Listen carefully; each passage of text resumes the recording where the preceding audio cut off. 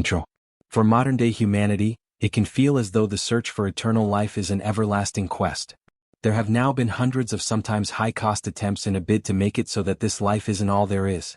Experiments and trials aiming to take us to immortality, or to unlock evidence that there really is an afterlife waiting for us beyond this mortal realm. Now, though, via one relatively simple idea do we finally have what we've been looking for? This is Unveiled, and today we're taking a closer look at the quantum theory that seemingly proves you never die. Do you need the big questions answered? Are you constantly curious? Then why not subscribe to Unveiled for more clips like this one? And ring the bell for more thought-provoking content. What if you never died? What if you knew that you were never going to die? Of all the what-if scenarios out there, it's one of the most popular. And it's never quite as easy as it first appears. Yes, never dying means you can do pretty much anything you want forever and ever. But also, if you never die, then really, what's the point in living? We've focused more on the moral dilemmas in past videos, so be sure to check them out after this. But today it's all about making immortality actually happen. Over the last decade or so, interest in quantum physics has skyrocketed. Scientists have unlocked the world of the very small, and with it have ushered in a new age for things like energy, computing, and medicine. More than all of that, however, our growing quantum knowledge has fundamentally reshaped what we think life is. Theory of biocentrism. The theory of biocentrism, proposed by the US scientist Robert Lanza, principally argues that rather than the universe creating life, it's actually life that creates the universe.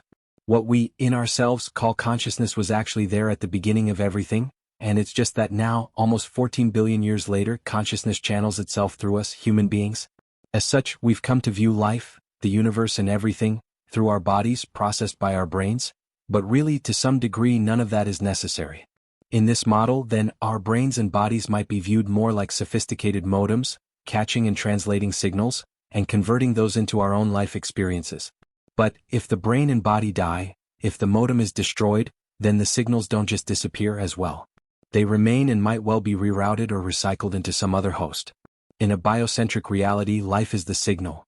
And while we may think that it's so reliant on our bodies for continuation, it actually carries on regardless. It's life as we don't know it, but it's life all the same, so the theory goes. Lanza's ideas have divided opinion since they were first put forward in the late 2000s. Reaction to the theory. For some, biocentrism offers a bridge between philosophical concepts on life and death, and the physicality of it all. For others, the theory is still far too vague, with little to no evidence as to what consciousness really is. In subsequent discussions and interviews, Lanza has highlighted the famed double-slit experiment to back biocentrism up. Via the experiment, scientists can show that light and matter can be either wave or particle, depending upon whether they are observed. Consciousness creates the universe, not the other way around. Supporters also draw on the fine-tuning problem for further reasons as to why biocentrism makes sense. The fine-tuning problem shows that there are so many physical conditions to the universe that make it just right for life, that it seems impossibly unlikely that we should be here in a universe that's so suited to us. When viewed biocentrically, though, there is no fine-tuning problem, because consciousness obviously would aim for a reality that works. According to some, all of this inevitably leads to so-called life after death, to death being an illusion, because life and consciousness no longer end with our bodies and brains. Instead, it dissipates out of us as a kind of energy into the rest of the universe, of its own making, once the vehicle of a body is no more. Again, biocentrism is sometimes criticized for the vagueness of this aspect. Although it's not as though this is the first attempt to place consciousness, or a soul, beyond our physical means. Discussions of that sort go all the way back to René Descartes, at least in the 17th century and the Age of Enlightenment. More broadly still, biocentrism suggests that even the underlying principle of time is merely the product of consciousness inside our current bodies, creating a means through which to understand and remember. Time, and specifically the arrow of time, is then explained as a tool of our minds, rather than some kind of higher, immovable quality of the universe. Quantum immortality. But finally, Lanza's biocentrism isn't the only such idea toward living forever either. The succinctly named quantum immortality model relies on that other underpinning, central concept of modern theoretical science, the multiverse. Developed out of Hugh Everett's many worlds interpretation, the idea is that for every choice or split that's ever made, a new branch of reality is formed. These branches never cross over, but run closely alongside one another, reflecting minor to major differences as a direct result of whatever caused the split in the first place. Over the years, science fiction writers have had a lot of fun with the story potential here, suggesting that huge events could well be determined upon a person's fleeting decision to buy an apple or a banana, for example. But what the multiverse could mean for life after death is something that Science Fact has pondered too. The basic premise of quantum immortality is that, in a multiverse, there should always be a split possible through which a person survives. A rerouting through reality, which means that again and again and again, they live rather than die.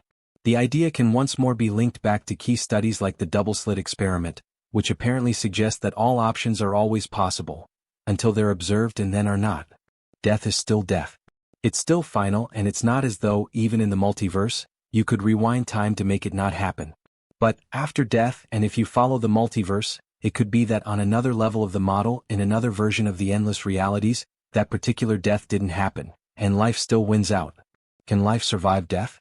The question to combine both biocentrism and quantum immortality is, could consciousness create not just the universe but the multiverse as well?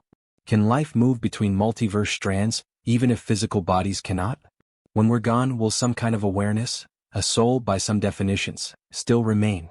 And if that were to be the case, then could we, as we are, ever hope to know or understand what was happening? Physically speaking, death is the end of our bodies and our brains. Our vehicles for life are no more, and so perhaps we could never hope to understand life in quite the same way again? Not unless our consciousness were to end up in another human being, but that's a theory for another video. What's clear is that still nothing is certain. Conclusions. With or without a meaning or explanation for life, we do all at least have a life to lead. With emotions to feel, roles to fulfill, and experiences to share. There are some massive and fundamental unknowns still outstanding. But until that fog eventually lifts, we can all spend our lives looking out for each other, enjoying the good times and savoring the things that make us happy. We might well ponder our quantum condition, but life's still what we make of it. And remember, it could yet be that our consciousness created the universe, and that's pretty special, don't you think? What do you think? Is there anything we missed? Let us know in the comments, check out these other clips on our channel, and make sure you subscribe and ring the bell for our latest content.